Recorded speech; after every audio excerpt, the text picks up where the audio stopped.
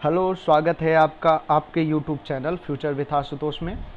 आज मैं ज्योग्राफी का मॉक टेस्ट करने चल रहा हूँ। 70 क्वेश्चन मेरे स्क्रीन पे हैं, आपको देख रहे होंगे। ये मोबाइल की तरह आपके पास स्क्रीन दिख रही होगी, इसमें मैं 70 क्वेश्चन आपको कराने चल रहा हूँ। वीडियो स्टार्ट करूँ उसके पहले कहना चाहूँगा कि अगर आप मेरे चैनल पर नए हैं तो प्लीज़ नीचे जाके रेड कलर का सब्सक्राइब लिखा होगा, सब्सक्राइब करिए, बेल आइकन दबाइए और शेयर करिएगा सबको। ये वीडियो बहुत इंपॉर्टेंट है। आप एनसीईआरटी पढ़ो या ना पढ़ो, ये करना आपके लिए मस्ट है।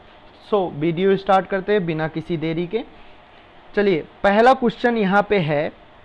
पहला क्वेश्चन क्या है कि भूवैज्ञानिक संरचना और सेल समूहों की भिन्नता के आधार पर भारत के किन भूवैज्ञानिक खंडों में विभाजित किया जा सकता है जो भौतिक लक्षणों के आधार पर हों।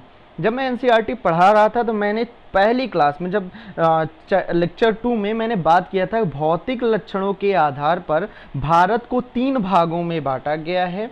एक प्रायद्वीपीय खंड, दूसरा हिमालय व अन्य अतिरिक्त प्रायद्वीपीय मालाएं और सिंधु गंगा ब्रह्मपुत्र का मैदान। लेकिन कहीं पे भी इसमें मैंने प्रायद्वीपीय भारत के द्वीप समूह की बात नहीं की थी। अब देखिएगा ऑप्शन क्या दिए गए हैं। ऑप्शन में प्रायद्वीपीय खंड, हाँ सही है। हिमालय और अतिरिक्त प्रायद्वीपीय पर्वतमालाएं, ये भी सही है। सिंधु गंगा का मैदान, ये भी सही ऑप्शन है। ये द्वीप समूह वाला ऑप्शन गलत है एनसीईआरटी के हिसाब से, इसलिए इस क्वेश्चन का ऑप्शन नंबर सी सही होगा। अब आपकी संतुष्टि के लिए मैं भी साथ साथ करते हुए इसको क्लिक करते आगे बढ़ता हूँ। चलिए, दूसरा क्वेश्चन है, भारत के प्रायद्वीपीय खंड की सेल किनसे बनी है? सेल किससे बनी है, इसको पूछ रहे हैं। तो ऑप्शन है ग्रेनाइट, बेसाल्ट, नीस, बलुआ पत्थर। मैं एक सेकंड का टाइम दूंगा, आप फिर से पढ़ लीजिए। भारत में प्रायद्वीपीय खंड मुख्यतः किन सेलों से बना है? ग्रेनाइट, बेसाल्ट, नीस और बलुआ पत्थर। ये जो बना है ये ग्रेनाइट है और नीस है। इनके अलावा मुझे एनसीईआरटी में कहीं भी कोई चीज़ और नहीं दिखा। बेसाल्ट नहीं है, बलुआ पत्थर से नहीं बना है। प्रायद्वीपीय खंड की बात कर रहे हैं। प्रायद्वीपीय खंड की बात क्या है? ये अस्थाई, मैंने बोला था ये अस्थाई और कठोर हैं अपेक्षाकृत हिमालय से। इसमें भूगर्भिक क्रियाएं और बहिर्जनिक क्रियाओं से कम प्रभावित क्षेत्र है। यहाँ पे भूकंप की घटनाएं कम पाई जाती हैं। तो ऑप्शन नंबर सी हमारा सही हो गया, ये वाला सही हो गया।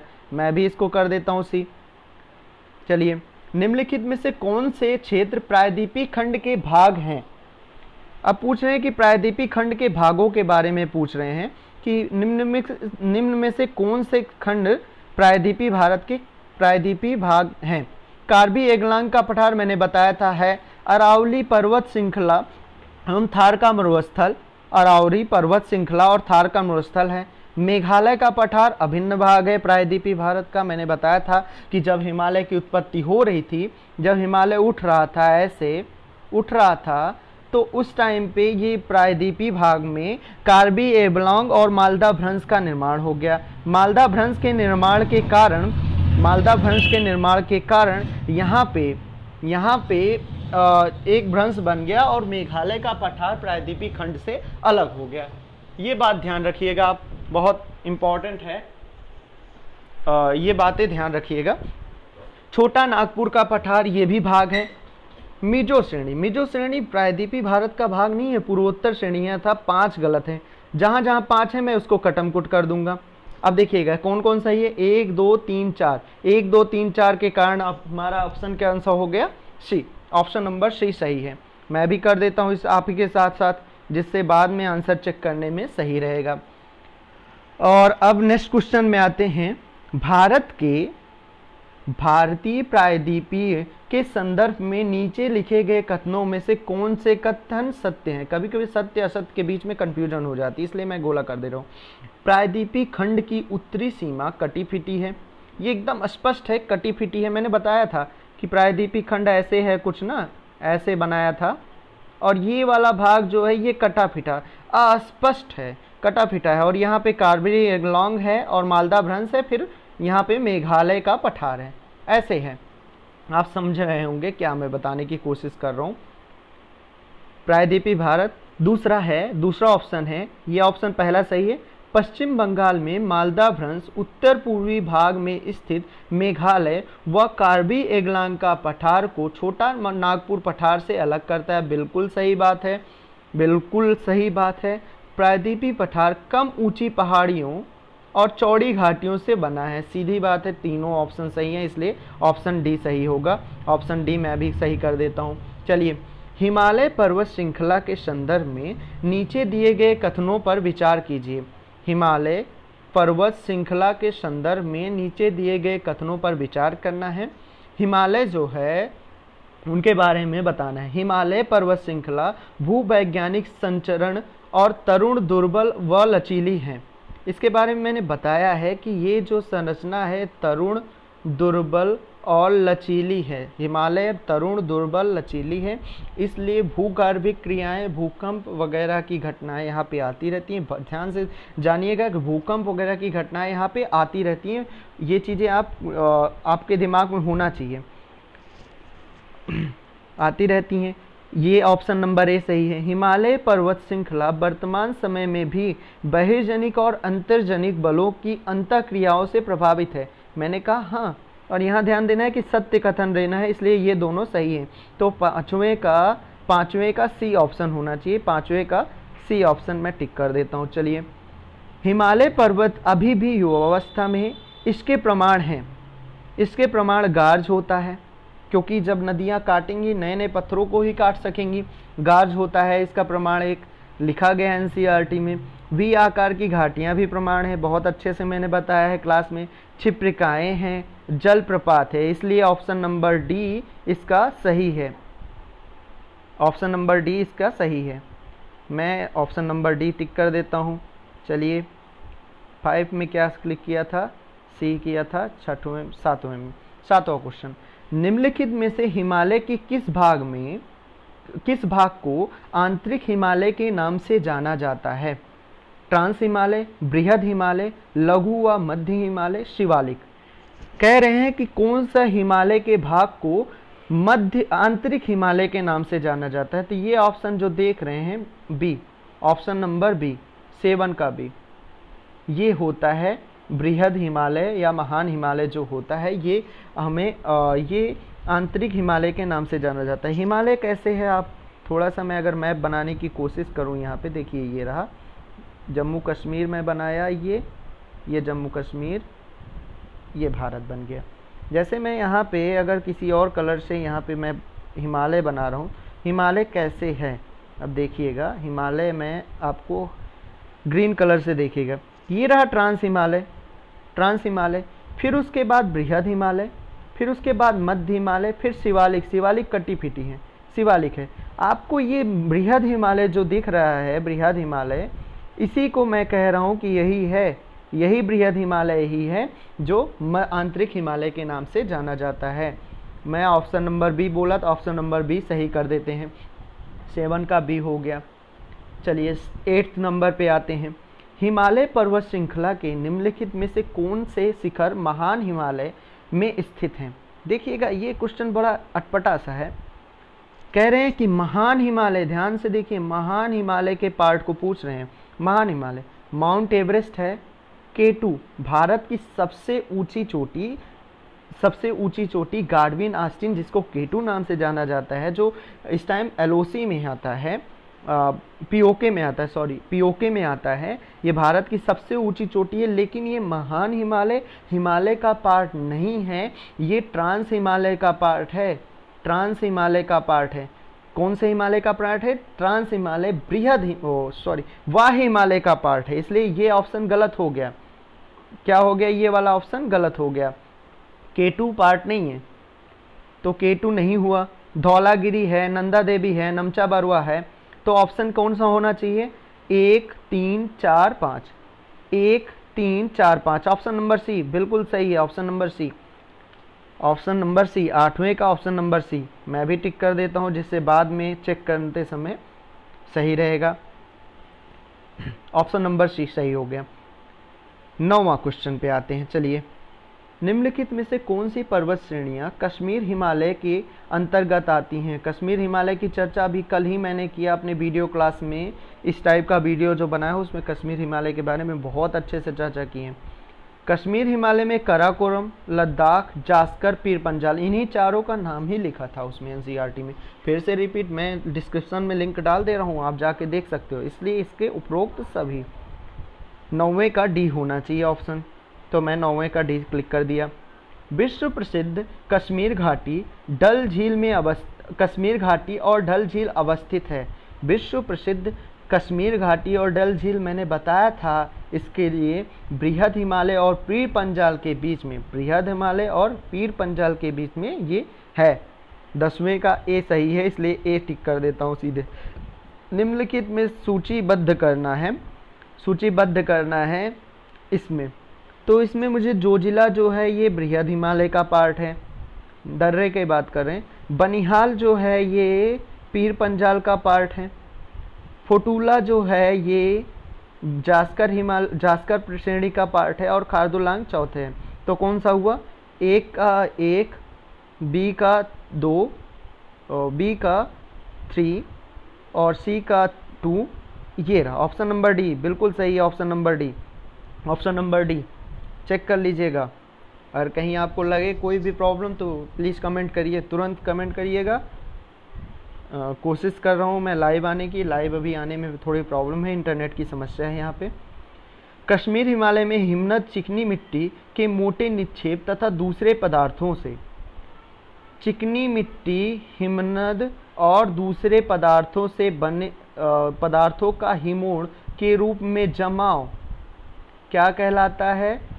क्या कहलाता है? आपको मैंने बहुत अच्छे से बताया था, एक नाम लिया था करेवा। करेवा जाफरान की खेती के लिए फेमस है, बहुत अच्छे से अलग से बॉक्स में दिया गया है इसको एनसीईआरटी में। कल ही मैंने चर्चा किया था। करेवा जो होता है ये हिमनद, चिकनी मिट्टी और अन्य पदार्थों का मिश्रण होता है। ये एक तरीके का बर्फ और मिट्टी का मिश्रण ही कह सकता हूँ मैं, होता है। तो ऑप्शन नंबर सी इसका बिल्कुल सही आंसर है, ऑप्शन नंबर सी। चलिए, कश्मीर हिमालय की झीलों के संदर्भ में कौन सा युग्म सुमेलित है? कश्मीर हिमालय की झीलों के संदर्भ में डल झील मीठे पानी की झील है, सही बात है। डल झील मीठे पानी की, असल में मीठा शब्द जो होता है ये बड़ा अटपटा है। कुछ लोगों को शुरुआत में जो स्टार्टिंग करते हैं उनको मीठा शब्द से बड़ा लगता है कि इसमें क्या चीनी मिली, थोड़ी ना है। मीठा शब्द मतलब ताजे पानी की झील होती है, शुद्ध शब्द अगर लिखा जाए तो ताजे पानी की झील है। डल जो है वो एक, हाँ, डल झील जो है ये गोखुर झील है। कौन सा है? गोखुर झील है। अब गोखुर झील होते क्या है, जैसे आपको समझाने के लिए यहाँ पे मैं बातें कर रहा हूँ गोखुर झील की, डल झील के बारे में। जैसे ये झेलम नदी जा रही थी, उसने मार्ग परिवर्तन किया और कुछ समय बाद किसी अन्य कारण से इसने मार्ग को फिर से परिवर्तित कर दिया। ये विसर्ग बना था बहाव के कारण या किसी अन्य कारण से इसने मार्ग परिवर्तन कर दिया। फिर मार्ग परिवर्तन के बाद जो यहाँ पे पानी बचा है, जो यहाँ पे मैं वॉयलेट कलर से कर रहा हूँ, जो यहाँ पे पानी बचा हुआ है, ये पानी जो बचा हुआ है यह एक झील का निर्माण करेगी, एक तरीके का यह झील बना लेगी।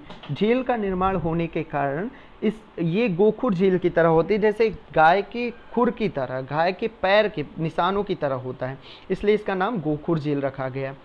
डल एक गोखुर झील है और गोखुर झील में हमेशा ताजे पानी की उपलब्धता बनी रहती है, इसलिए ये ऑप्शन नंबर पहला सही है। बूलर झील खाने पानी की झील है, गलत बात है। बूलर झील मीठे पानी की झील है।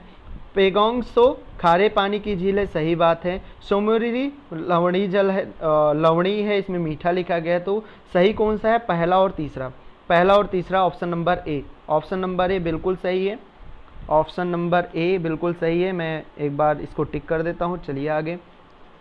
निम्नलिखित में से किन नदियों के अपवाह क्षेत्र का संबंध कश्मीर हिमालय से है? निम्नलिखित में से किन नदियों के अपवाह क्षेत्र का संबंध कश्मीर हिमालय से है? कश्मीर हिमालय के अपवाह क्षेत्र से संबंध झेलम का है। मैंने अभी डल झील के बारे में बात किया, झेलम बहती है। सिंधु नदी बहती है, सिंधु नदी बहती है, सिंधु नदी बहती है, और रावी नहीं बहती है, ये चिनाब बहती है। यानी 3 जहाँ पे होगा मैं उसको काट दूंगा, 2 ऑप्शन गलत हो गए। अब एक और 3 बचा है, एक और ये 4 तो मुझे श्योर है, इसलिए मैं ऑप्शन नंबर सी कर रहा हूँ, एलिमिनेट कर रहा हूँ। ऑप्शन नंबर सी सही होगा, इसलिए ऑप्शन नंबर सी को मैंने मार दिया, टिक मार दिया। 14 का सी सही हो गया। चलिए नेक्स्ट क्वेश्चन है 15 नंबर। कश्मीर हिमालय के संदर्भ में नीचे दिए गए कथनों पर विचार कीजिए। कश्मीर हिमालय के बारे में बात करनी है। कश्मीर हिमालय, कश्मीर हिमालय क्या है? जो जम्मू कश्मीर के हिस्से में आ रहा है। जम्मू और कश्मीर की राजधानी श्रीनगर चिनाब नदी के तट पर है। श्रीनगर जो है वो चिनाब नदी के तट पर है, ये कह रहे हैं, पहला ऑप्शन है। इस क्षेत्र में उत्तर में अनुदैर्घ्य घाटियां पाई जाती हैं। डल झील श्रीनगर में अवस्थित है। एक बार पढ़ लीजिए, फिर ऑप्शन देखते हैं इसके क्या है। पहली बात तो ये चिनाब नदी के किनारे नहीं है श्रीनगर, श्रीनगर चिनाब नदी के किनारे नहीं है, इसलिए ये गलत हो गया, झेलम नदी के किनारे है। फिर दूसरा, ये अनुदैर्घ्य नहीं बनाती, अनुदैर्घ्य घाटी नहीं बनाती। तीसरा, डल झील श्रीनगर में स्थित है। ऑप्शन नंबर 3 मुझे सही लग रहा है। मुझे ये क्वेश्चन थोड़ा सा डाउट लग रहा है, देख लेंगे अभी। कौन सा नंबर था ये? 15 नंबर क्वेश्चन था। अभी चेक करते हैं, चेक करने पे आंसर बता देगा खुद ही ये। हिमाचल और उत्तराखंड हिमालय, हिमाचल और उत्तराखंड हिमालय की बातें कर रहे हैं। हिमाचल और उत्तराखंड हिमालय के संदर्भ में नीचे दिए गए कथनों पर विचार कीजिए। कुछ कथन दिए गए हैं, ऐसे आते हैं यूपीएससी और पीसीएस में क्वेश्चन कि हिमाचल और उत्तराखंड हिमालय, हिमालय का यह हिस्सा पश्चिम में रावी नदी और पूर्व में काली नदी के बीच में स्थित है। पश्चिम में रावी नदी और पूर्व में काली नदी के बीच में स्थित है। पश्चिम में काली नदी और पूर्व में रावी नदी के तट पर स्थित है। मैंने अपनी फ़ोटो हटा दी है, बहुत मुझे अटपटा सा लग रहा था। टाइमिंग ऊपर चल रही है, देख लीजिएगा। मैं फिर से पढ़ता हूँ। हिमालय का यह हिस्सा पश्चिम में रावी नदी, पूर्व में काली नदी के बीच में स्थित है। पश्चिम में रावी नदी और पूर्व में काली नदी के बीच में स्थित है। ये सही बात है, सही बात है। पश्चिम में इसके काली नदी है।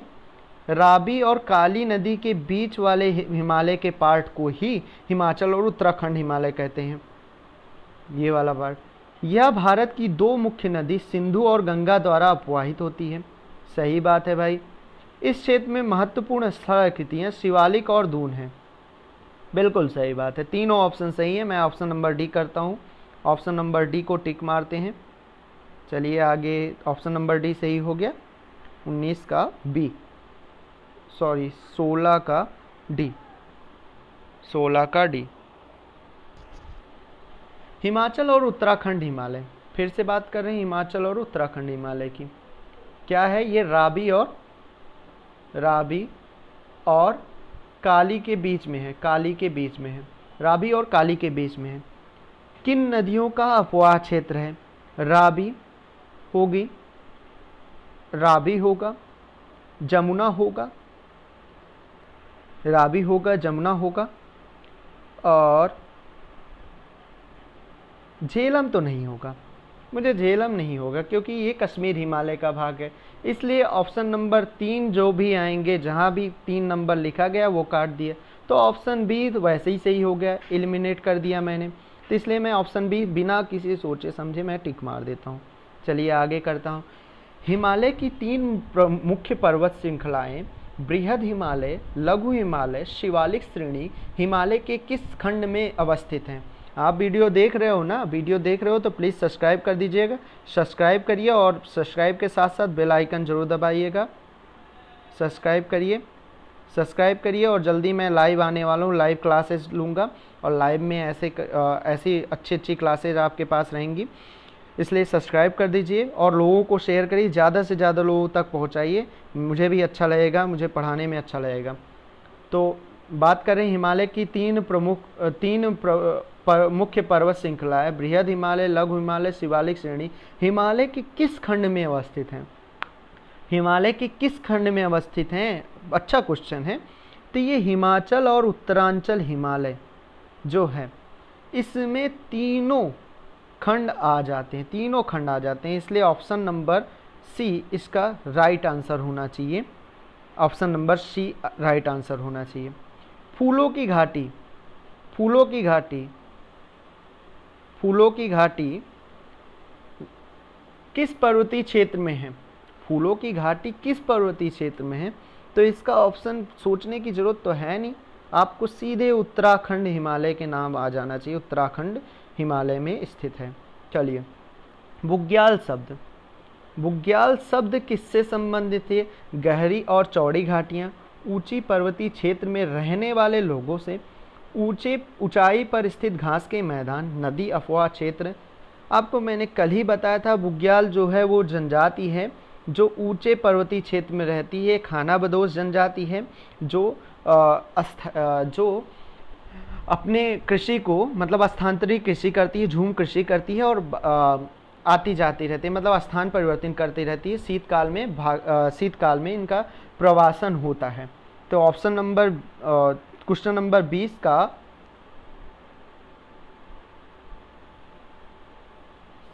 क्षमा करिएगा मैं गलत बोल गया। बुग्याल जो है ऊंचाई पर स्थित घास के मैदान है, क्षमा करिएगा थोड़ा सा मिस्टेक हो गया, ऊंचाई घास के मैदान है, सॉरी माय मिस्टेक, घास के मैदान है, ऊंचाई पर स्थित घास के मैदान है। मुझे कुछ और ही याद आ गया, कल मैंने इसके बारे में बहुत अच्छे से चर्चा की है, आपको लिंक नीचे मिल जाएगा, लिंक मिल जाएगा, मैंने एनसीईआरटी बेस पे पढ़ाया था, लिंक नीचे मिल जाएगा डिस्क्रिप्शन में, या आप खुद भी खोज सकते हो NCERT lecture 3 future with Ashutosh, या आप मेरे ज्योग्राफी चैनल पे जाइएगा, geography NCERT 11th class channel नहीं प्लेलिस्ट पे जाइएगा, आपको मिल जाएगा। चलिए, इसका ऑप्शन नंबर सी है, 20 का C, option number C. Next question है 21। संरचना दार्जिलिंग और सिक्किम हिमालय के संदर्भ में, दार्जिलिंग और सिक्किम हिमालय के संदर्भ में, दार्जिलिंग और सिक्किम हिमालय के संदर्भ में नीचे दिए गए कथनों पर विचार कीजिए। यहाँ तेज बहाव वाली तीस्ता नदी बहती है। 21 नंबर क्वेश्चन देख रहे हैं, यहाँ पे तीस्ता नदी बहती है, सही बात है। यह क्षेत्र आर्किड के लिए जाना जाता है, ये एकदम A to Z एनसीईआरटी की राइटिंग में है, इसका ऑप्शन नंबर सी एकदम राइट है, ऑप्शन नंबर सी। दुआर स्थलाकृति, अब नया क्वेश्चन है, दुआर स्थलाकृति पाई जाती है, दुआर स्थलाकृति पाई जाती है, कहाँ पाई जाती है? ये जो दुआर वाली स्थलाकृति है ये दार्जिलिंग और सिक्किम हिमालय में पाई जाती है, दार्जिलिंग और सिक्किम हिमालय में पाई जाती है। मैं बार बार रिपीट कर रहा हूँ क्वेश्चन को। मोनपा, डफला, अबोर, मिसमी, निसी और नागा उत्तर पूर्वी भारत की जनजातियां हैं। आपको बताने की ज़रूरत नहीं है, मैंने कल ही इसको सारी की सारी बात मैंने किया था, एनसीईआरटी की लेक्चर नंबर 3 ज्योग्राफी में मैंने कर दिया था। 23 नंबर का भी हो गया सही। नेक्स्ट क्वेश्चन है, निम्नलिखित में से कौन सी विशेषता अरुणाचल हिमाचल से संबंधित है? अरुणाचल हिमालय से संबंधित विशेषताओं के बारे में हमें देखना है। अरुणाचल हिमालय की पर्वत श्रेणियाँ तेज बहती हुई और गहरे गाज बनाने वाली नदियों द्वारा विक्षेपित होती हैं। क्या ये ऑप्शन सही है? आप कमेंट करके बताते रहिए कि आपको आ रहा है तो तुरंत कमेंट करिए, लाइव नहीं है तो क्या हुआ, लेकिन आपको ज़रूर आना चाहिए। आप कमेंट करते रहो, जो क्वेश्चन देखते रहो उसको कमेंट करते रहिए। जी हाँ, ये ऑप्शन सही है। यहाँ नदियाँ बहुत से जलप्रपात बनाती है, बहुत सही बात है भाई। यहाँ क्षेत्रीय व्यापार दुआर क्षेत्रों से होकर जाता है, सही बात है, ऑप्शन नंबर डी इसका सही है, सभी ऑप्शन सही हैं इसके। चलिए 24 हो गया, 25 नंबर की बात करते हैं।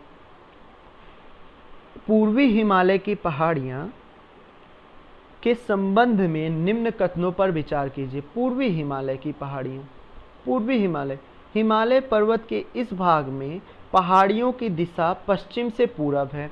गलत बात है, पश्चिम से पूरब नहीं, उत्तर से दक्षिण है, नॉट टू वेस्ट है। आप देखिएगा, आप मैप याद होगा तो ये ऐसे था, ऐसे थे सारे, लगभग ऐसे थे। ये रहे, ऐसे बने हुए हैं ये। मैं बनाने की कोशिश कर रहा हूँ, ऐसे है। आप मैप में फिर से रिपीट लिंक में जाके देखिए, पिछला वीडियो देखेंगे तभी आपको समझ में आएगा। ये ऑप्शन गलत है, पहला ऑप्शन इसका गलत है। ये पहाड़ियाँ मजबूत बलुआ पत्थर जो अवसादी सेल से बनी हैं। क्या ये ऑप्शन सही है? जी हाँ, बिल्कुल सही है। ऑप्शन नंबर बी सही होना चाहिए, क्योंकि केवल और केवल 2 सही है। हिमालय पर्वत की श्रृंखला में पूर्वी पहाड़ियों का उत्तर से दक्षिण की ओर सही क्रम बताइए।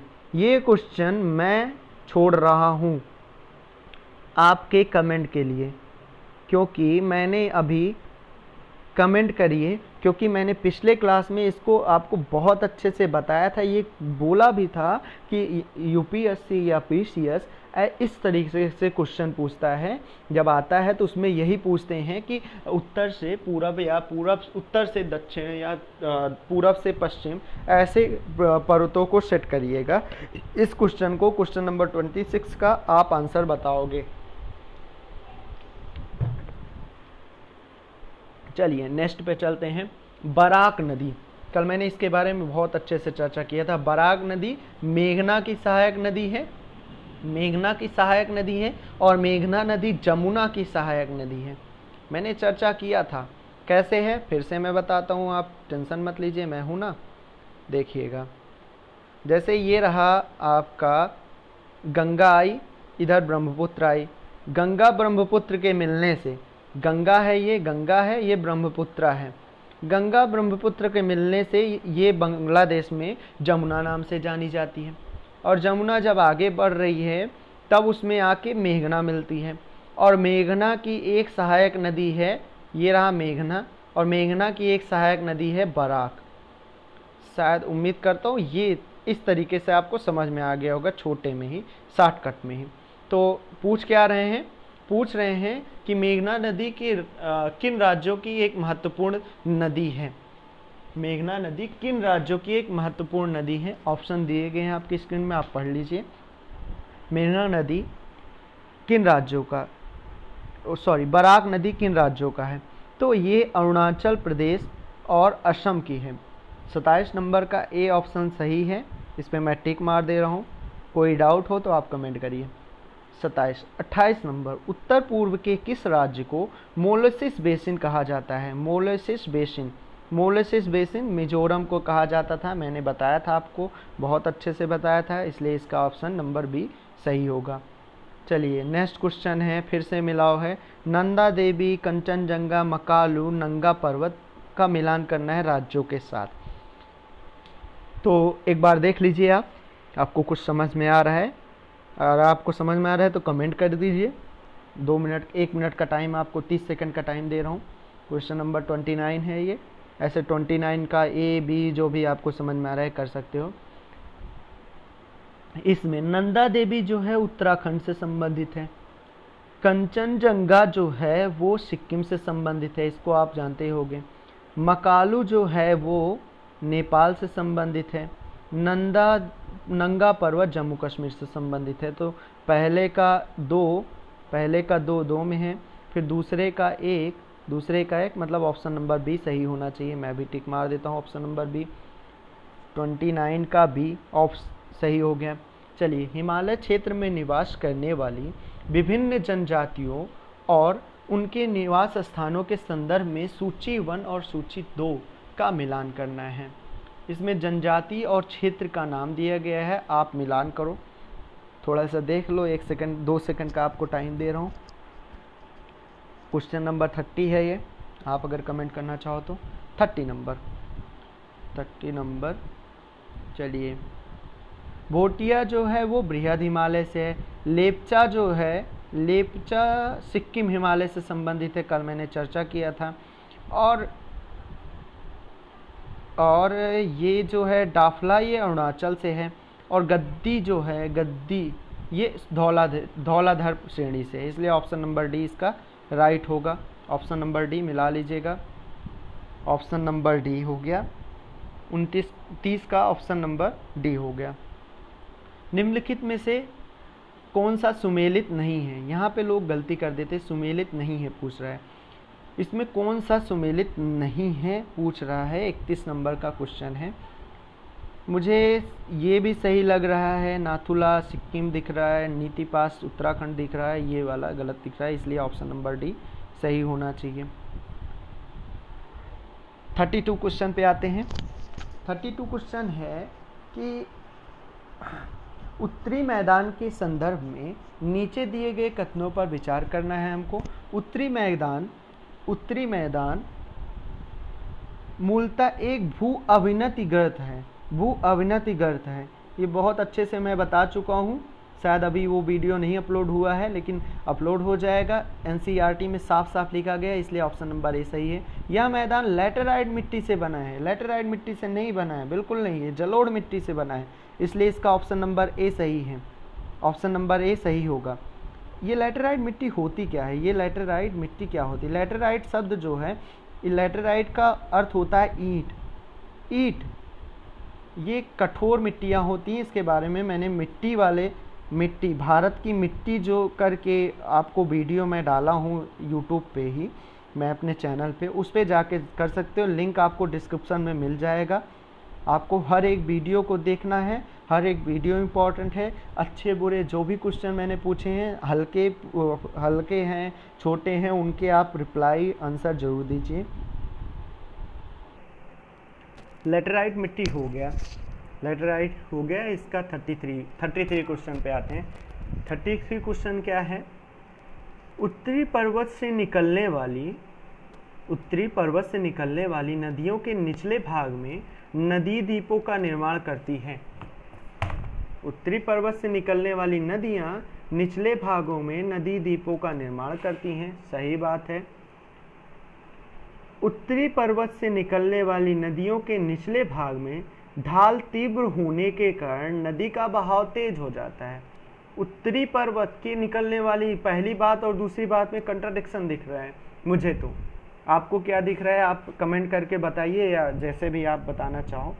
33 में मुझे ना सी सही लग रहा है, सी, क्योंकि ये वाला ऑप्शन गलत है, कारण गलत दिया गया है, क्योंकि ये कंट्राडिक्शन है दोनों एक दूसरे के। विश्व का सबसे बड़ा नदी द्वीप माजुली किस नदी पर अवस्थित है? ये किसी को बताने की जरूरत नहीं है कि ब्रह्मपुत्र नदी पे है, ये तो जीके है, आप लूसेंट में भी पढ़ते होंगे तो उसमें भी लिखा होगा, बहुत स्वाभाविक है। 8 से 10 किलोमीटर चौड़ाई की पतली पट्टी जो शिवालिक गिरपाद के समांतर फैली है। ये किसकी बात हो रही है? मैंने कल यही लाइन सेम बोली थी, ये हो रही है भाभर की बात। यहीं से मैंने पकड़ लिया, पहली लाइन से ही मैंने पकड़ लिया कि भाभर की बात करें, जिसके परिणाम स्वरूप हिमालय पर्वत की श्रेणियां से बाहर निकलती नदियां यहाँ पर भारी जलभार जैसे बड़े सैल गोलाश्म जमा कर देती है। ये भी मैंने कल चर्चा किया था। सभी सरिताएं इस पट्टी पर विलुप्त हो जाती हैं, सभी सरिताएं इस पट्टी पर विलुप्त हो जाती हैं। तो ये किसकी बात हो रही है? भाभर की। ये गलत लिखा गया, भाभर ऐसे भाभर होगा। ये ऑप्शन नंबर डी इसका सही होना चाहिए। ऑप्शन नंबर डी 35 का ऑप्शन नंबर डी मैंने कर दिया। 36 में भारत के उत्तरी मैदान के तराई क्षेत्र के संदर्भ में निम्नलिखित कथनों में से कौन सा कथन सत्य है? भाभर, यह क्षेत्र भाभर के दक्षिण में है, सही बात है। भाभर के दक्षिण में तराई आ जाता है। भाभर हुआ, जैसे मैं भाभर को बी से लिखूं, फिर तराई हो गया, फिर जलोढ़ मिट्टी हो गई, ऐसे क्रम है इनका। ये 8 से 10 मीटर था जिसमें नदियाँ भाभर में खो जाती थी, फिर तराई में वो नदियाँ वापस निकल आती थी। तो भाभर हो गया, भाभर इसके दक्षिण में है, ऑप्शन नंबर ए पहला ऑप्शन सही है। इस क्षेत्र में, भाभर क्षेत्र में लुप्त नदियाँ धरातल पर प्रकट हो जाती हैं। ये तराई की बात कर रहे हैं, सही बात है। दुधवा राष्ट्रीय पार्क इसी क्षेत्र में है, दुधवा राष्ट्रीय पार्क जो है इसी क्षेत्र में है, बोल रहे हैं, बिल्कुल सही बात है, इसी क्षेत्र में। ऑप्शन नंबर डी सही है, ऑप्शन नंबर डी इसका सही है। 37 पे आते हैं। प्रायद्वीपीय पठार की सीमा निर्धारण से संबंधित नीचे दिए गए कथनों में सही सुमेलित नहीं है, उत्तरी पश्चिमी दिल्ली कटक उत्तर पश्चिम में दिल्ली कटक है, मैंने बोला है, सही बात है। पूर्व में राजमहल की पहाड़ियाँ हैं, सही बात है। पश्चिम में कठियावाड़ प्रायद्वीप है, कठियावाड़ प्रायद्वीप है। दक्षिण में कार्डमम है। कठियावाड़ प्रायद्वीप नहीं है, कठियावाड़ प्रायद्वीप तो दूर है। यहाँ पे अरावली का क्षेत्र आता है, वो है, इसलिए ऑप्शन नंबर सी गलत है, इसलिए ये ऑप्शन सी सही होना चाहिए। एक बार मिला लेते हैं, ऑप्शन नंबर सी सही है बिल्कुल। 38 नंबर की बात करते हैं। निम्नलिखित में से कौन से पठार प्रायद्वीपीय पठार के भाग हैं? निम्नलिखित में से कौन से पठार प्रायद्वीपीय पठार के भाग हैं? पलायू का पठार, मालवा पठार, कोयम्बटूर पठार, कर्नाटक पठार, मेघालय पठार।